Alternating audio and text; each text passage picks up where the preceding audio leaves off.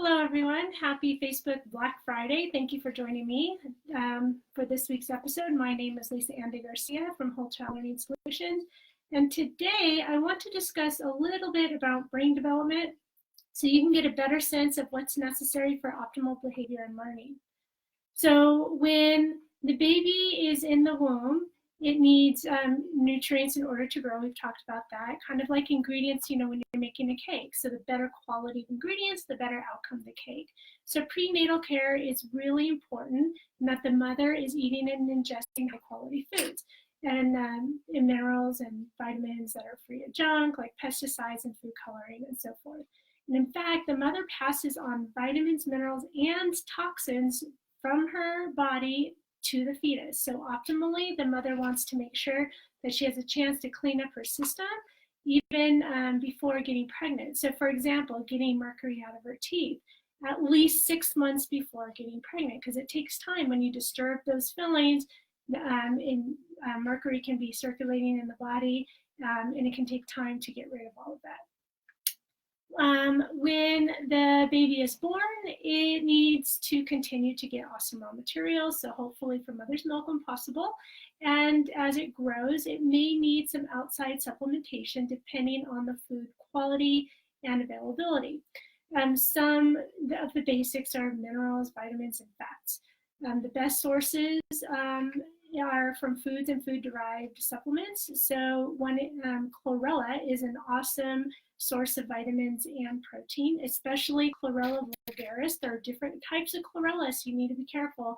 Chlorella vulgaris is highly absorbable form of chlorella, and some chlorella is perfect for binding to toxins and eliminating toxins. But when we're talking about nutrition for kids, in fact, there is a form from BioHealth that's a liquid form that is super highly absorbable. That's very good.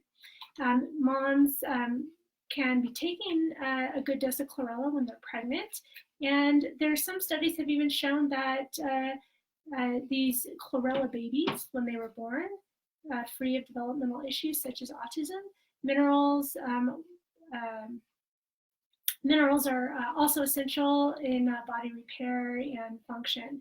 Ketone minerals sold in the US by Quicksilver Scientific is one great source of minerals. It's derived deep in the oceans off the coast of France. And these particular minerals are in a solution that's similar to our own bodies. So it's really easy to absorb, and it assimilates quickly. There are other great sources out there, so you just need to do your homework. Fats are also a critical process for brain development, and so things like fish oil, coconut oil, MCT oils are all examples of good fats. You just want to stay away from bad ones. So if we kind of look at, there goes my brain. If we want to look at,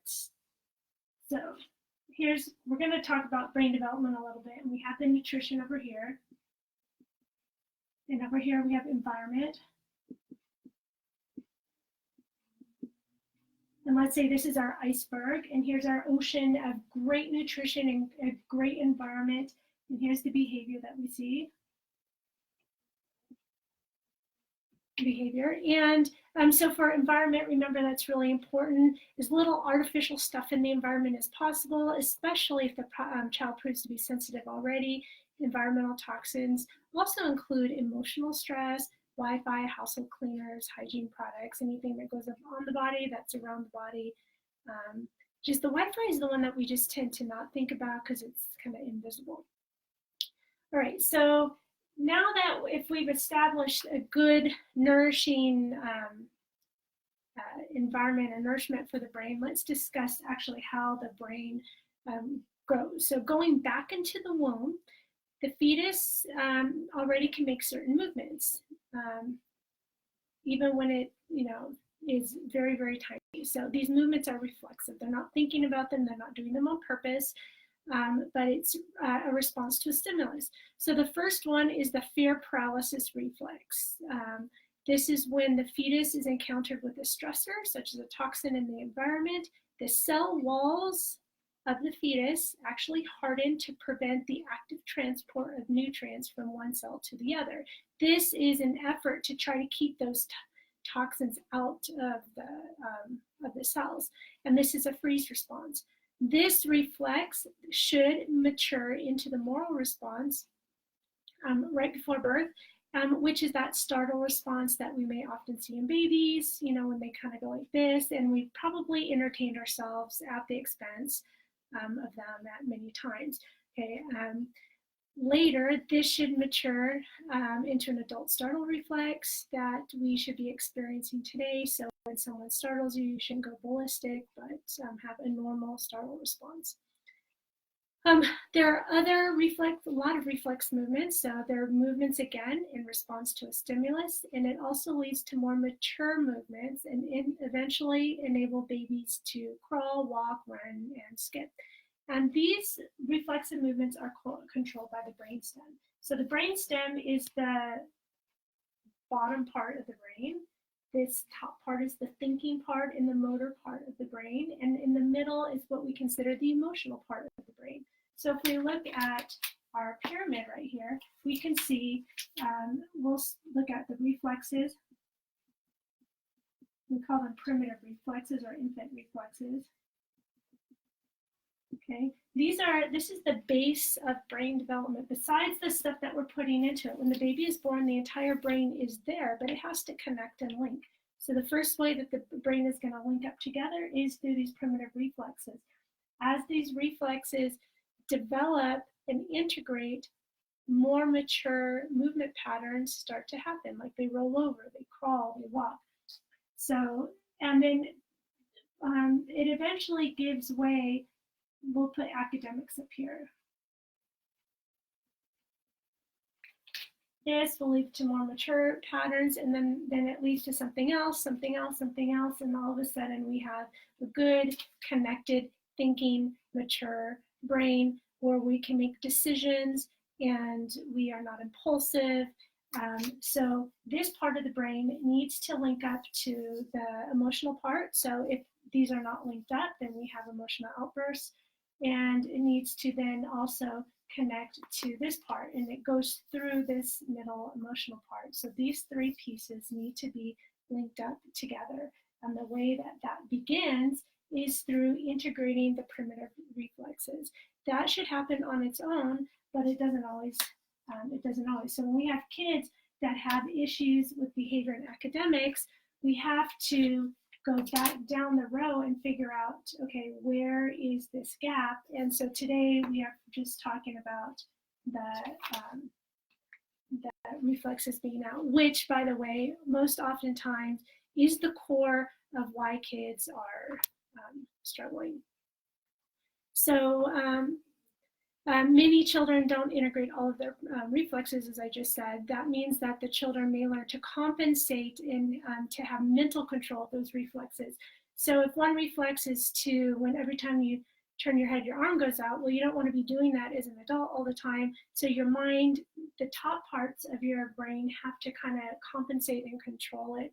So what you're doing is you're taking up real estate where you should be using that part for learning or for thinking or for doing something else.